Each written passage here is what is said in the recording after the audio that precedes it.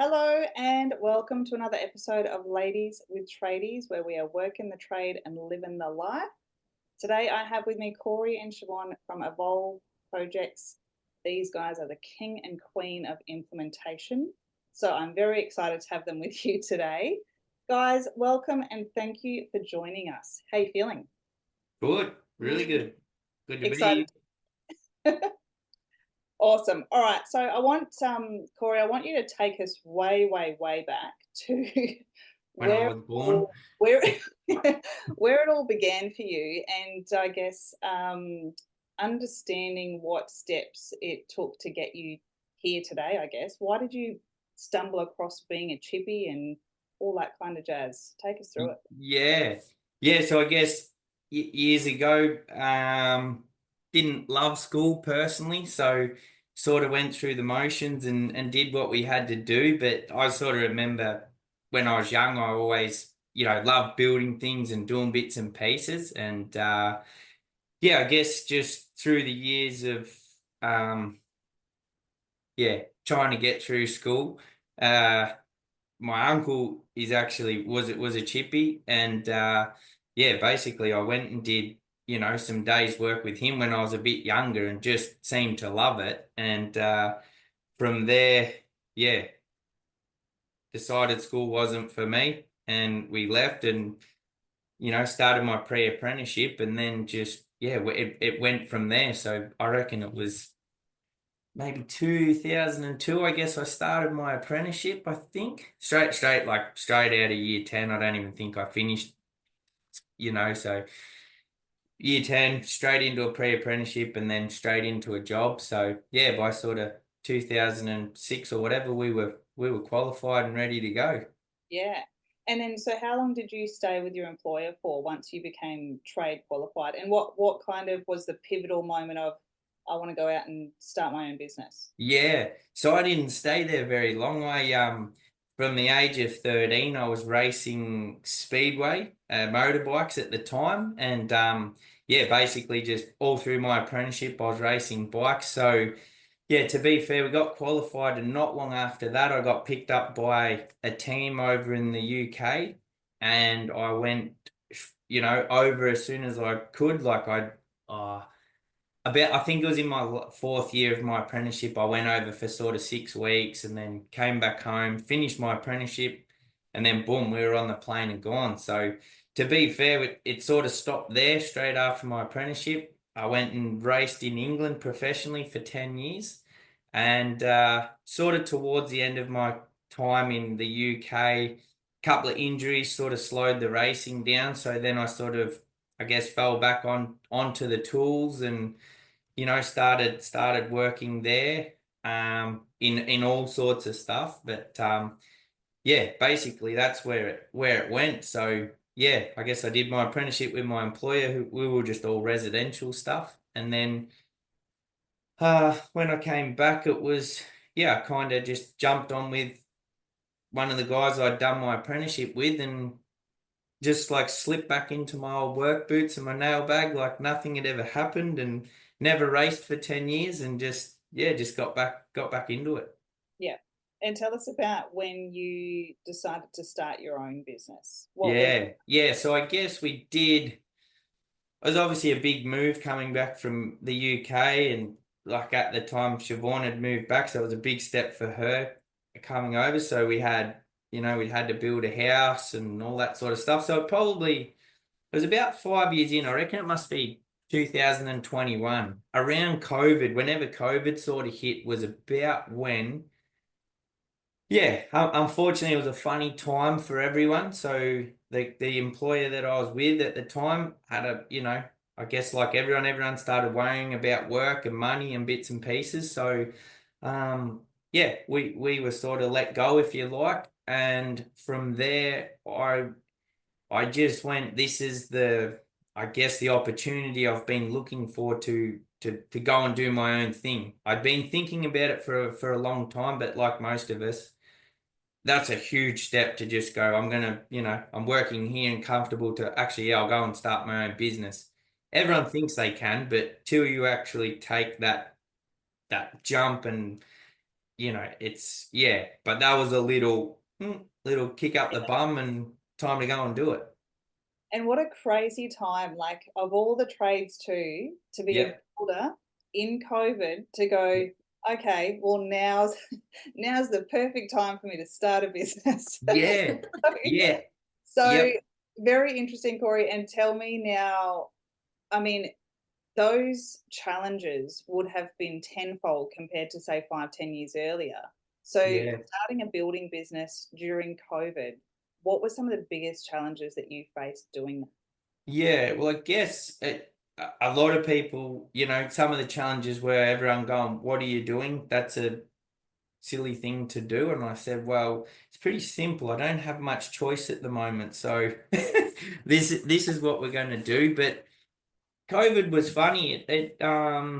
Obviously we faced some challenges with actually being able to go to work and, work in certain areas. But it was, I guess the work we were doing, it was construction seemed to still happen during COVID. It was one of the few industries that didn't stop really, and we just challenges were just picking and choosing what job sites you could be on, how many people were there. So it wasn't like we had to stop. We you could keep going, but I think the biggest challenge we faced was the amount of inquiries and phone calls Yeah, because everyone was sat at home staring at their bathroom, staring at their kitchen, just going, "Oh man, wish we could do this and that." So they, finally everyone had a lot of time to ring, and yeah, yeah, the phones were just going nuts. Our phones were nuts from new clients. Other builders were like, "Shit, can you fit that in?" Like we're just flat out with this. So yeah, yeah, it was very strange. It was like the worst time to, if you thought about it and looked at it on paper, it's like the worst time to do it, but it worked out being one of the best times, I think, yeah. to So actually start. yeah, I remember those initial months and even years of COVID where Mm. everyone got a bit excited and, was splurging on things that they hadn't done previously. But Mhm. I know that there was then a very sharp turning point where costs skyrocketed, so materials went through the roof, Oh yeah. things. So what happened to your business at that point when things started to go south, pretty quickly? Yeah. I'm just trying to think. Like some of the things I remember, just you couldn't get timber. So Yeah, when we were trying to frame up things, it was nearly impossible. But what it did was I guess we just altered a little bit what we were doing. So jobs, you wouldn't be doing your extensions. You were doing more your bathroom renovations where you only need 10 or 12 sticks of timber, just add a few noggins and rip it out. So yeah. timber was the biggest concern, but yeah, it So was I guess funny. It just, yeah. you learned you learned pretty quickly how to pivot your business into other areas when required. Yeah, that's right. That's right. And there was obviously there's some businesses out there that obviously are bigger, more volume guys. So yeah, we were doing we were probably subcontracting a little bit more at that time too, because some of the bigger builders were still busy. They still had a lot on, but couldn't get the staff to get things up. So yeah, I guess we went into a little bit more subcontracting. I remember that one year there, I just felt like we were putting a lot of frames up and, helping others out, I guess, if you like. That was more so, yeah, so probably some of that real stress I didn't notice because I wasn't, I didn't have sort of contracts out there and things like that. So Yeah. maybe it was bit of luck, but kind of just that's just what come our way. So I just looked at what opportunities were there and went for them. And yeah, we couldn't really buy many materials, so we were like, oh well, if someone's got them, need work done, we'll go and do that. Yeah. So by the sounds of it, things were like just chugging along pretty well. Like workflow was there, money was coming in, you guys were on paper flying. Mm. So Siobhan, tell me what then was the purpose of requiring a business coach? What happened? I think so. I think from when Cory was let go as a subby from the builder that he was working for, within 24 hours, he had secured work, you know, from then on, and he never had a break. But I think the initial panic of not having security of working for somebody else would just take, you know, work was work. So we would just take on anything that came rather than sort of picking or choosing or assessing whether it was actually a worthwhile, profitable job, I guess. And then we didn't really sort of know our numbers. At this time, I wasn't actually working in the business. I would just help Cory out of an evening when I got home from my own job, you know, try and manage his bills and invoicing and things. And as much of an excellent builder as Cory is, his forte is not admin work at all. However, it is mine. So, you know, that was where he asked for a bit of help. And I started sort of helping him out with that a bit more. And then Cory actually got coaching initially from somebody else when he sort of started up the business, which was great because she helped him put in the foundations of what he actually needed to start a business, because we knew nothing about that. And that was great. He did that for a while.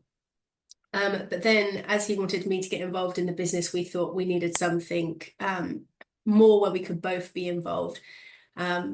So we decided to look into it, and we found obviously Ladies with Tradies. And there's another builder in the area who we knew used Ladies with Tradies, and they were doing incredibly well. So we looked into it.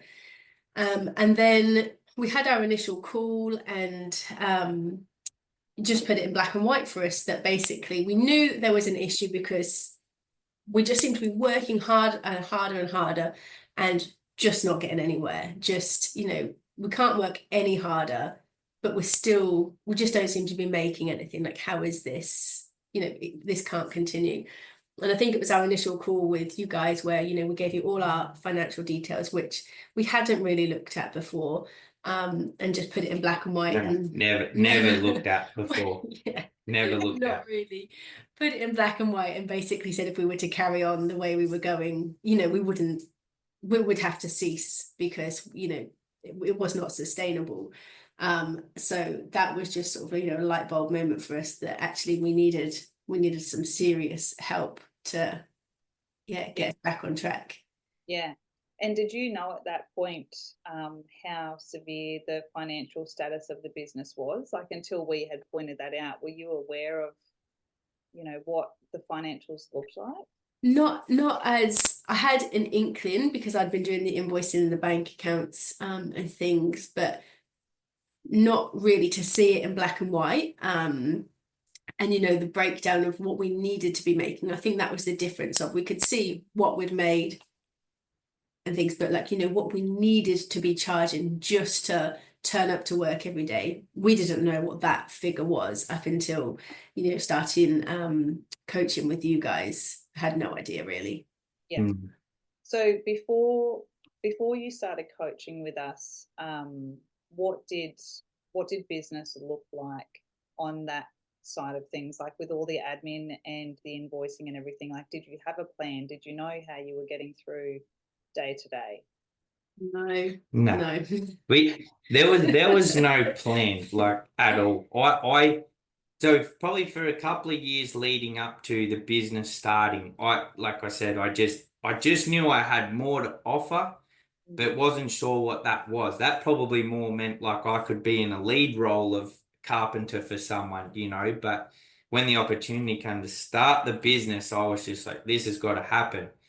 And you just dive in and it's all good. And it's, I guess it's like that honeymoon period, if you like. Everything seems to be all right. You're charging a bit more, you're making a little bit more money and all good, but then suddenly a bass is due. Then the reality of owning a business actually kicks in, and all that stuff that you don't do as a subcontractor or a sole, you know, just hits you pretty hard. And like, you know, I think it's all the extra, not hidden, the extra expenses you don't realize, as a subby or when you work for someone, all the extra insurances like the work cover, you know, all those other things, you know, that you have to put, you know, pay for super for employees and taxes and everything else that is on top stuff that you actually have to have, you but have you to have. you know, And it there's has to be plenty that factored into the cost. And oh if yeah, you know, if you're not factoring that in, it's not just your hourly wage. You know, you go to work for your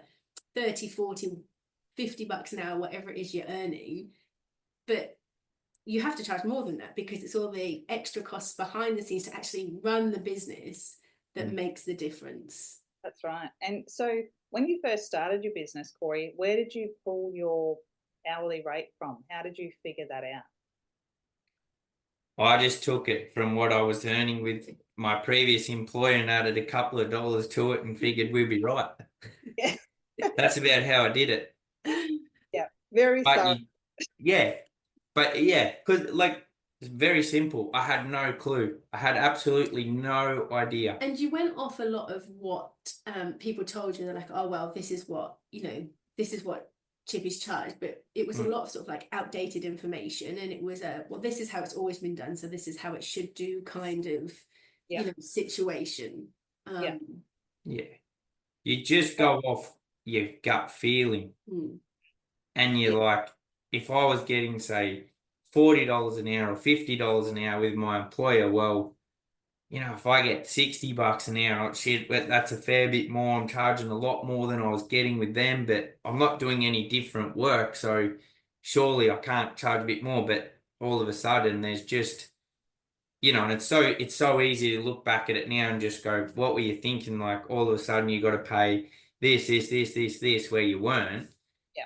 But at the time, you're just like, ah, shit, I don't know, you know. Yeah.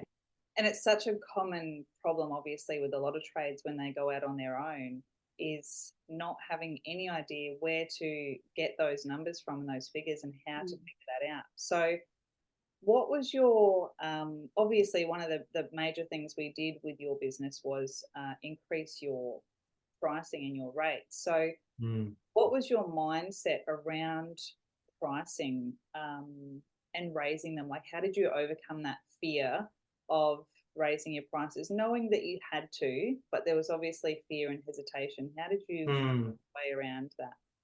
So it's interesting. So before we started with Ladies with Tradies, I had a business coach for a couple of years, and we'd worked from literally rock bottom, you know, just the basics, you know, and our main goal in the end was to get me through my building license. So all the way through that, my coach Desiree had told me, you know, we've got to increase this and we've got to increase that, and you know, your accountant says you've got to increase this, but for me, I need more than just we've got to increase it. I want to know why, how much, how do I justify that when someone asks me, how come you're charging that much money? You know, because it's a big jump. Yeah. What you get paid as a you know, a subby working for someone to what you actually have to charge to run a business and keep it running is huge. So I guess we sat with you, Shani, and just did the numbers, and it was, you know, once you went through it, and like I didn't know what my break even was. I didn't even know what a break even was. You know what I mean? Like, or is it? I do now, but I just was so clueless. So it was. Yeah, I think that was it. It was like, it was quite clear. It was black and white. You know, you said to us, you have to charge this much, else you can't operate. And I think knowing that in the back of our minds was like, well, we have to, like, we have no alternative because otherwise we're losing money. And like, you know, It was very easy for me to change overnight because I've worked so hard to have, you know, to keep this business. I'm not doing a second more. Now we've seen the numbers, we've seen a forecast of what's coming, because I couldn't have told you what it needed to look like over 12 months, over a month, over a week. No idea. Yeah. Once it was broken down, should I say? Well, I don't know how to put it any other way than it was just as clear as day. Yeah. Either we change right now or we just stop, because we're going to have to stop, but we're also going to be in the shit, basically, I do in the remember process. when you told us what we needed to increase our prices to, I do remember us both sat here going, and I remember being really Bit of a shit yourself moment. uncomfortable and nervous, thinking, I'm not sure we're not gonna have any work, you know, if we increase our price to this, and being really nervous about the fact that we thought it seemed high. And you were in the middle of a couple of jobs, subcontract jobs. So we had to have those initial conversations with people, which felt uncomfortable, but it was a necessity. Like we just knew that we had to. There was no alternative. Yeah. And I guess we're really lucky to have the resources we do for, you know, for our clients in having the Tools to Profit app. And like you said, Cory, previously you'd been told, but you needed to be shown. And I think that's the difference is we can put the data in front of you and you can actually see it there and go, well, I can't bury my head in the sand anymore. Like this is right in front of us. So and I can't remember off the top of my head how much we had to increase your rates by, but I recall them being quite significant. It was a lot, especially when you're talking that you were charging 40, 50, 60 bucks an hour as a building business. Anyone listening knows that that's absolutely not going to cut the mustard when it comes to operating. So tell me about how did your relationships change with your clients and other builders when you had to have those conversations of upping your rates, and what was the feedback you got from that? Yeah, so we very simply we probably lost about 50% of our work, and some of the people that we were working for and did sort of regular work. We had a couple that would hang on and just, well, we'll see how this goes. So yeah, it was stressful because I was just like, we've got a lot of work and I can see exactly what's going to happen here. And this could be a trend that, you know, everyone goes, no way. You know, being where we are, everyone sort of talks and it's, yeah. So yeah, we definitely lost a couple of customers and clients, if you like, and, you know, people that we've done work for, but all in all, that worked out really well for us because we couldn't stay operating working for those people that we couldn't charge the right money for. It's as simple as that. So either way, it didn't matter. Either they would pay the money or we weren't there anyway. So we you know, it's hard. It's and then it opened up opportunities. Oh yeah. To get in the work we needed, we wanted, we could pick and choose because we still weren't short of inquiries coming in, but it meant rather than us being full with jobs that were losing us money potentially, we had options to take on jobs that were gonna maybe make us a bit of money. So yeah, it was actually a blessing in that it worked out well. Losing those jobs that were non-profitable opened up opportunities to take on more jobs that we liked, were more aligned to the team's expertise. And I think you just don't understand. And I think tradies are probably the worst for it. We're just the king of saying yes.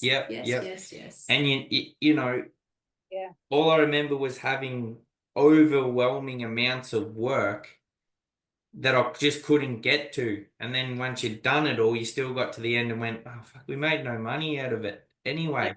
I've been working 8 days a week, basically, trying to do this. And we're still getting nowhere.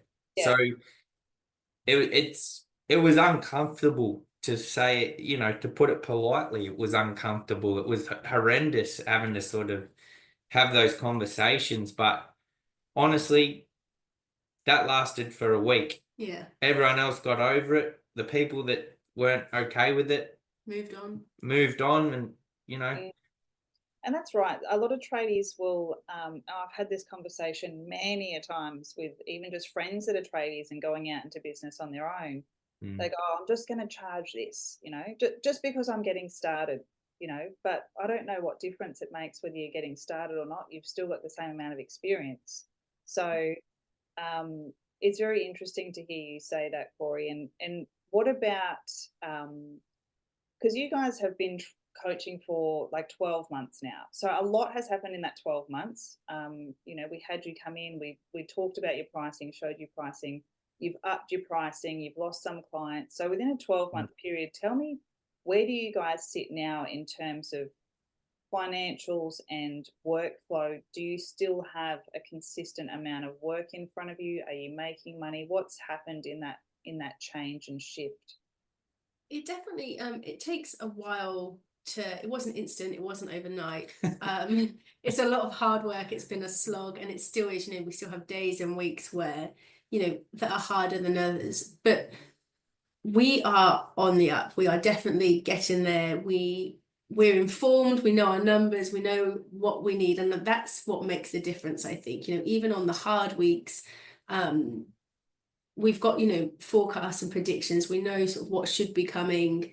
And that for us, yeah, is the difference. Like, it's a motivation. When it gets hard, we've still got the knowledge and the support there to keep us on the track, keep us going.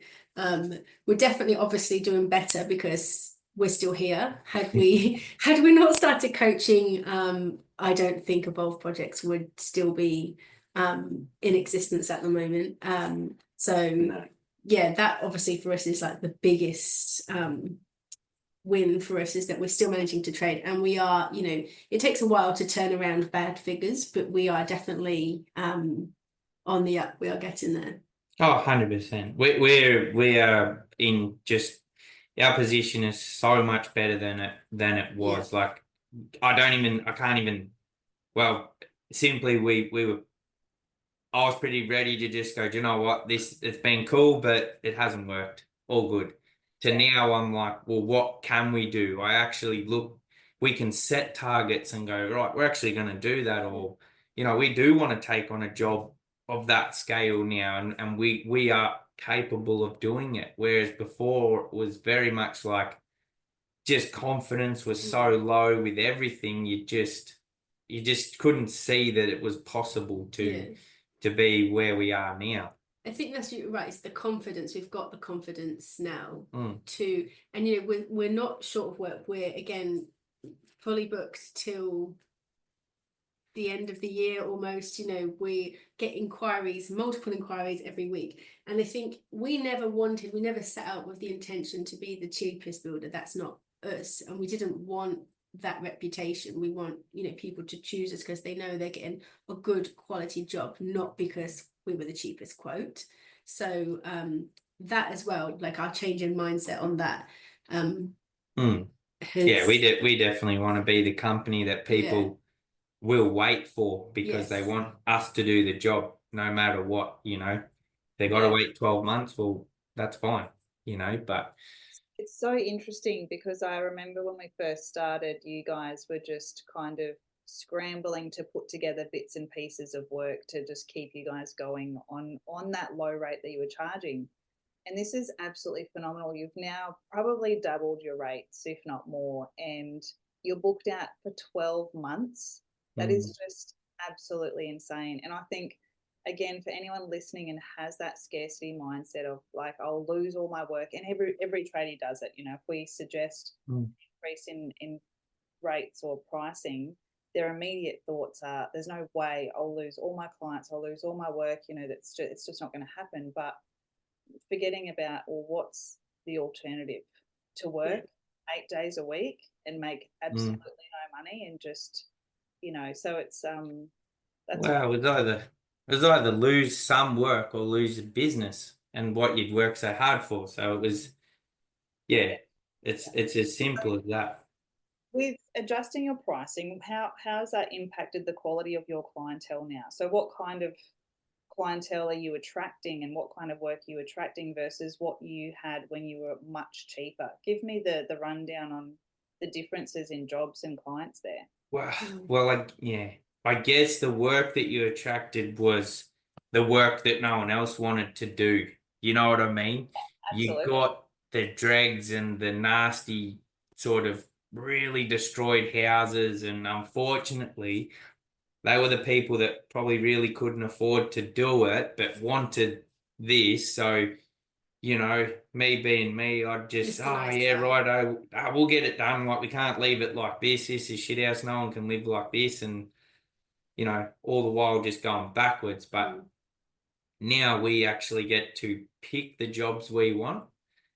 We get to attract the clients that we want to work with, not just, anyone, because that's who's rang up and wants a job done.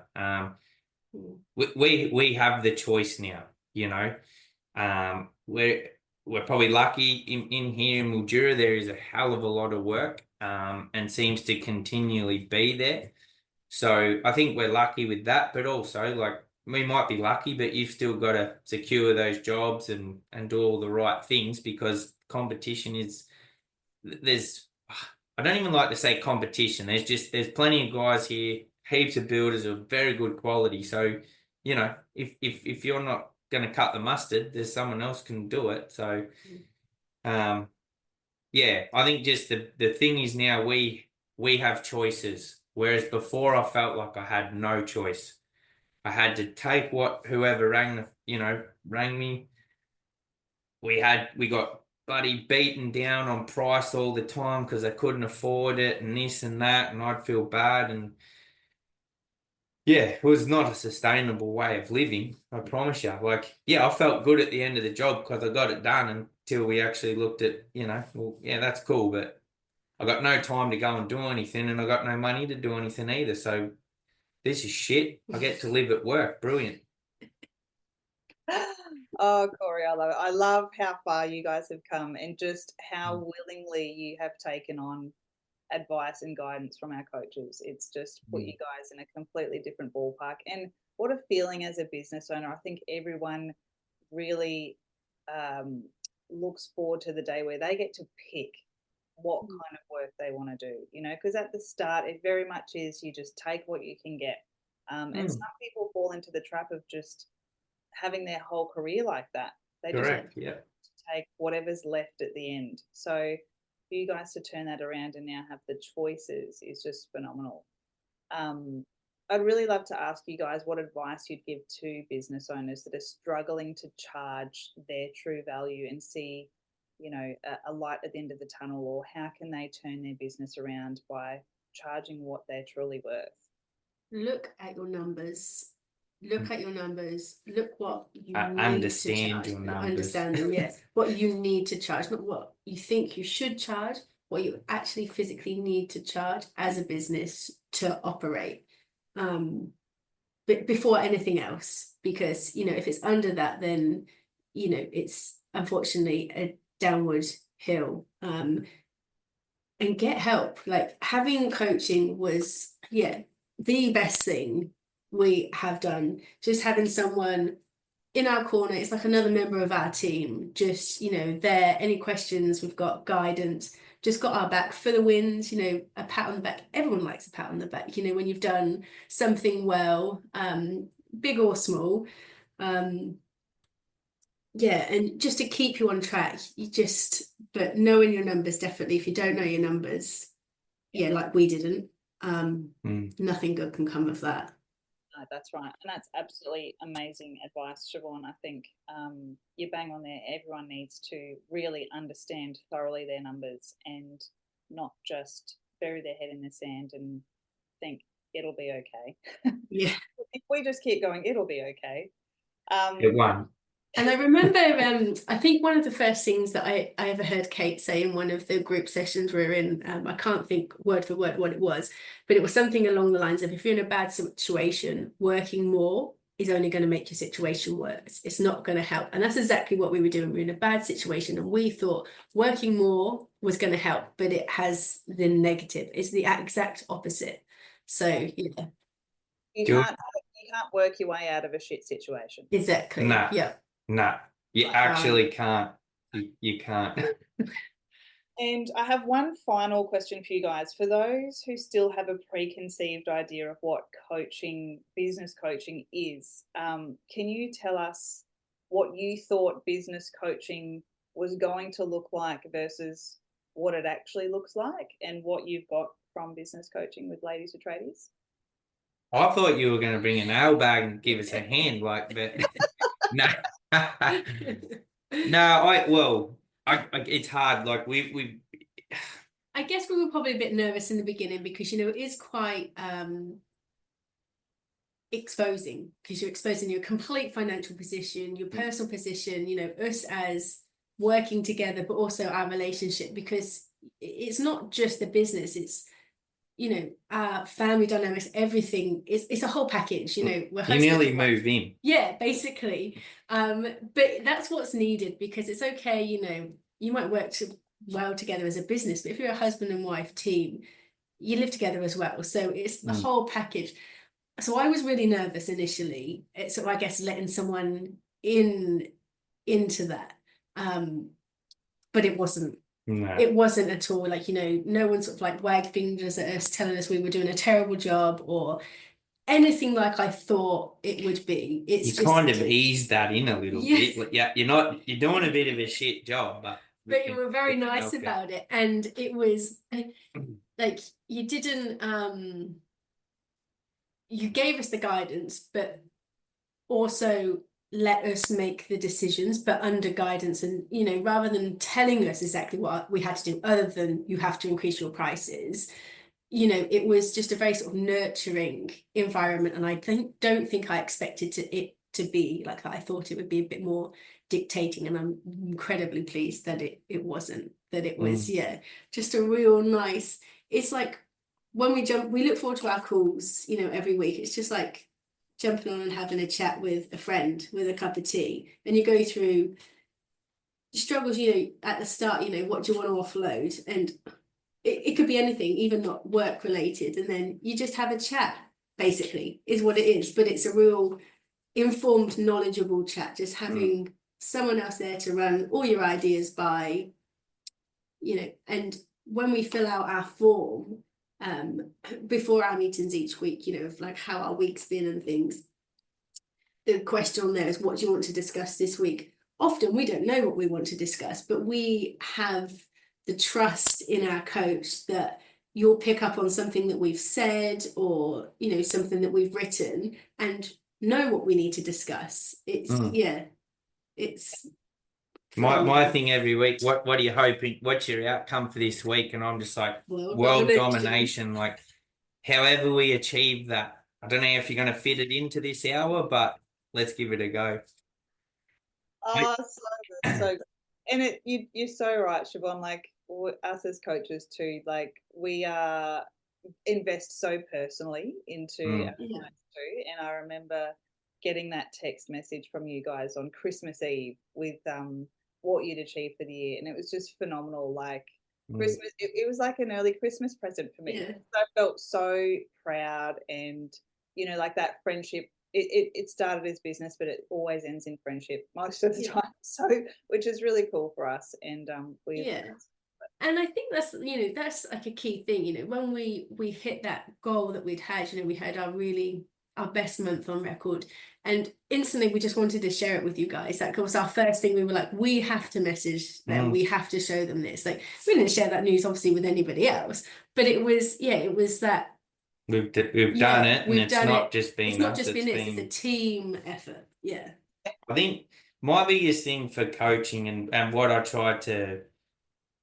don't get me wrong, it financially, and it keeps us all going and all that, but like for me, I'm a happy person again. I was just a very stressed out, overworked.